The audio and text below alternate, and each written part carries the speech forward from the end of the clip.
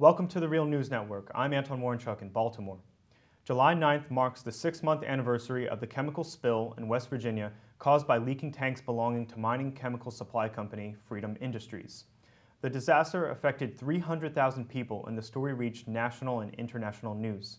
Freedom Industries was also recently fined $11,000 by the Labor Department's Occupation Safety and Health Administration for the spill.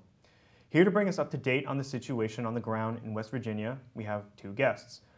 Russell Mokhiber is the editor of the Washington, D.C.-based Corporate Crime Reporter, and he's also the founder of SinglePayerAction.org, and he also lives in West Virginia. We're also joined by Angie Rosser, the executive director of the West Virginia Rivers Coalition. Thank you both for joining us. Thank you. Thanks for having us, Anton. So Angie, let's start with you. On January 9th, 2014, it was revealed that up to 7,500 gallons of a poisonous chemical used in the coal washing process spilled into West Virginia's Elk River, which is the sole water supply for the city of Charleston and population in parts of 9 different counties.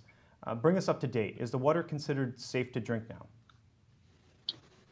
Well, we're being told it is safe, and we're also being told to use your own judgment and discretion on if that official word is enough to have you feel okay drinking it. I can tell you most people are not drinking it. The last survey that was released from our local health department and the CDC showed that about 33, 36%, so about a third of the people are now starting to drink the water again. But I've talked to parents who are still bathing their children in bottled water 6 months after the fact, and the question is, how long will we continue to live this way? Okay, and Russell, part of the story that came out was that the last state inspection of Freedom Industries' processing plant was in 1991. Can you give us a bit of the background around deregulation of the mining and coal-related industries in West Virginia? And what has happened to Freedom Industries since?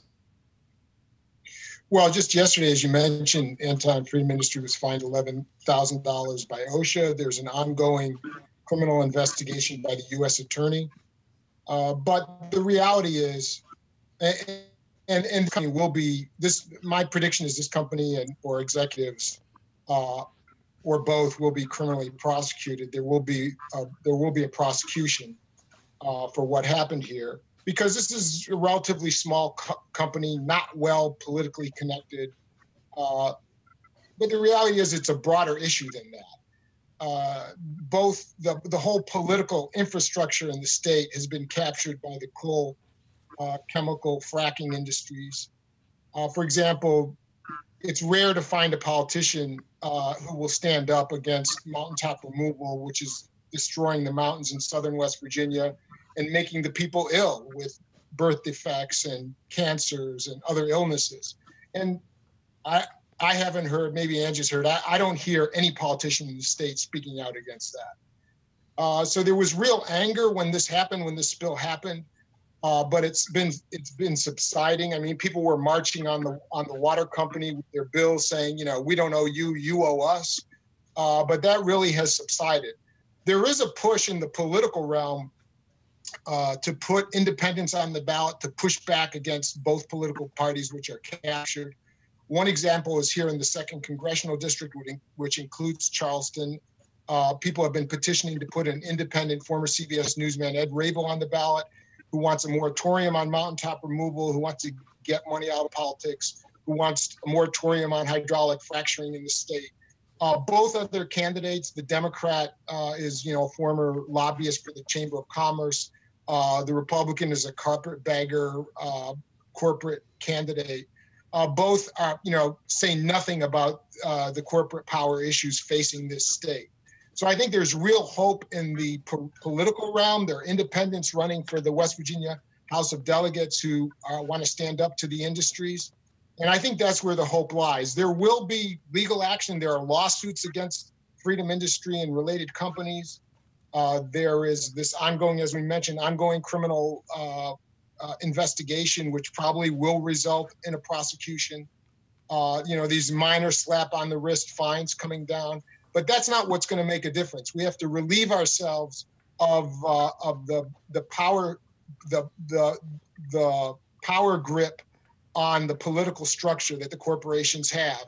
And the way to do that is through the political process, and that's what's happening. And Angie, what was the political response of the community to the spill? Did we see any organized grassroots campaigns or citizens groups come out of this crisis? Absolutely. It was quite amazing, something we hadn't seen before. And I think the initial response of our political leaders was to place the blame solely on Freedom Industries as a single bad actor. And what we knew is that this was more about broader systemic issues of lax regulation in our state and favoring industry interest over the public interest in public health. And I think for the first time, many people, first of all, started thinking about where their drinking water comes from and making the connections between environmental protection and regulation and their own public health. So there was that, and then there was the recognition that we have endured a lot in West Virginia and have suffered a lot as people in terms of public health, in terms of economic costs, at the favor of big industry. And to see people organize organically and spontaneously in response to this crisis, as Russell mentioned, there was a lot of outrage, and it was that anger at first that motivated people to get involved in the political process, and it paid off. We saw probably the most significant water protection bill passed our legislature unanimously just a few months ago. So we did see a shift in power. I think the bigger and maybe more significant question is, how long will that last? Will we fall back into complacency as citizens, or will we realize that this was the wake-up call, that we actually have to take action in holding government and industry accountable, and not just assume that everyone's doing the right thing? Russell, have we seen any changes around the regulation of the coal industry since the spill in January? Well, this was related to the coal industry. This chemical that was spilled was used to treat coal. But as for the coal industry, I don't think there hasn't been much progress. Pretty much, again, as I mentioned, you see very few politicians, if any, speaking out, except for the independents, speaking out for more regulation. What you hear mostly is this Obama's war on coal. And so, no, I would say there's not been significant progress. Let's take the U.S. Senate race for an example. It's Capito, Congresswoman Capito, who's running for the Senate race, a Republican, against Natalie Tennant, the Secretary of State. And, Natalie Tennant's 10 points behind. My view is the reason is because she refuses to stand with the people of West Virginia and with our natural resources against the coal industry, which is hurting them. And she came to Berkeley Springs a couple weeks ago, and myself and some friends went to this event that she was at, and we asked her about why doesn't she favor a moratorium on mountaintop removal, which is making the people of southern West Virginia sick, and which is destroying the streams that Angie worked so hard to protect. And she said, hold on one second, got her press person and ran away. And Elizabeth Warren is coming to the Eastern Panhandle next. Senator Elizabeth Warren is coming to support her candidacy next week. But little does Elizabeth Warren know, or maybe she does, that Natalie Tennant is trying to out Capito here on coal, and it's not working because people are starting to get a clue about it. And so that's why I think, like in the Rabel campaign in the 2nd Congressional District, the first poll that came out showed Rabel at 10%, and nobody knows who he is. It's only because he's an independent, and people say, we know our system is corrupt. A pox on both your houses. We need to do something new. And, I think that's what's starting to happen. It's a result of the spill. People are frustrated with the two-party system, with the gridlock here in West Virginia, and they want to break out. They just don't know how to do it. Okay, and let me pose this final question to both of you.